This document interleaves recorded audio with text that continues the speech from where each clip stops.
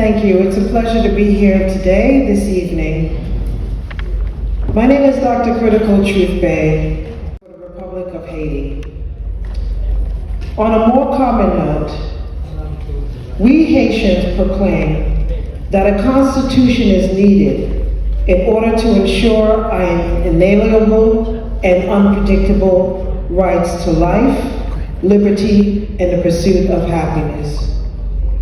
In conformity with the Act of Independence of 1804 and the Universal Declarations of the Rights of Man, Droit de l'Homme, 1948, to constitute a social just, economically free, and politically independent Haitian nation, to establish a strong and stable state capable of protecting the country's values, traditions, sovereignty, and independence. We want to establish an implant of democracy, strengthen national unity, and eliminating all discriminations between the urban and rural populations. We have experienced 2 earthquakes, a death of our president. We have experienced ravage of our natural resources of gold, uranium, iron. We have suffered immensely because we dared to become the first free Black republic. And because of this, we had to pay for our freedom in the tune of at least $120 million to France. And instead of for reconciliation, we have the United States as well that has aided in non-transparency for our people. I know a lot of people may say, you shouldn't say those things. Well, what else are we supposed to say but the truth? As Haitians, we help everyone. We are natural-born revolutionaries. From Dessalines, from Henry Christophe. And now today in 2024, 11.5 million people do not even have a governance. We don't have a president, nor do we have a parliament. The parliament must be 149 members. We haven't seen not even 12.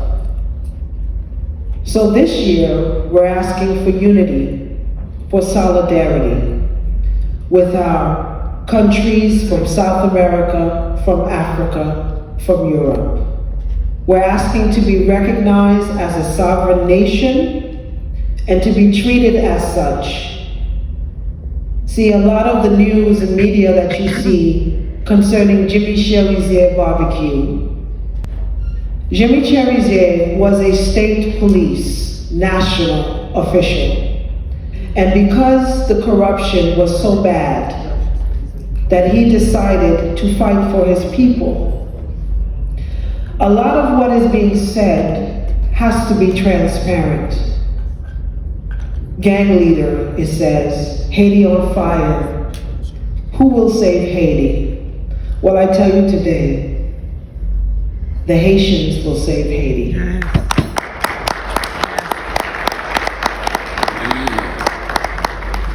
And in the honor of Eartha Pascal Trujillo, who was the first woman Haitian president in 1990, she decided to step forth the boundaries of removing the status quo of having a male-orientated presidency.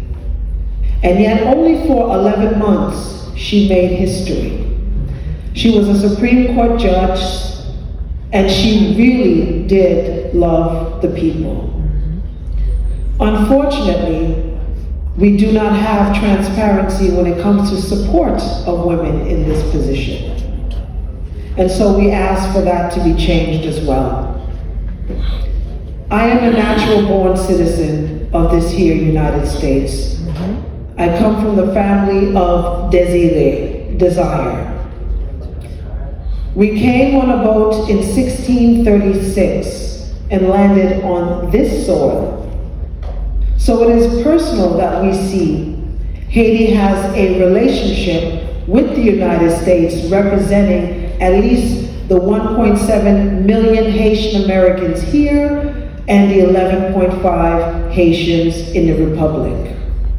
Together we can conform through sustainable goal number 16, peace, justice, and strong institutions. This is the only way that we can have a whole working governance for the people, by the people. Our youth are suffering more than ever. Just in Haiti the Sovereign, you have 90% of our people are orphans. They weren't created in that fashion. They want positions, they want peace, they want transparency, and more importantly, Haiti wants to be heard. Haiti wants to be at the table of its own fate. And we're hoping that in April, that we have a finalized constitution for this free black republic. Yes. And with that, we have not a constitution heavily redacted, many articles taken out, no accountability. Bringing this all together, and at the helm, Jean-Michel Lisier, I want you to remember these names, because these are the names that really do have the experience to become a member council that Haiti is requesting. Not a 9-member or 7-member council that CARICOM is putting together. No offense to Dr. Muhammad Ali.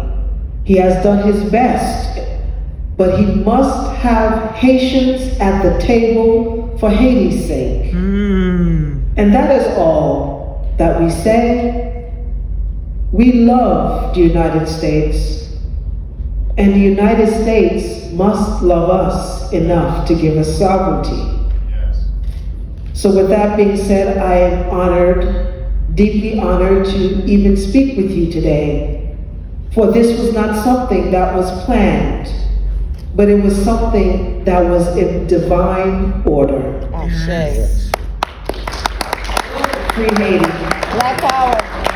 Power to the people. Power to the people. Thank you.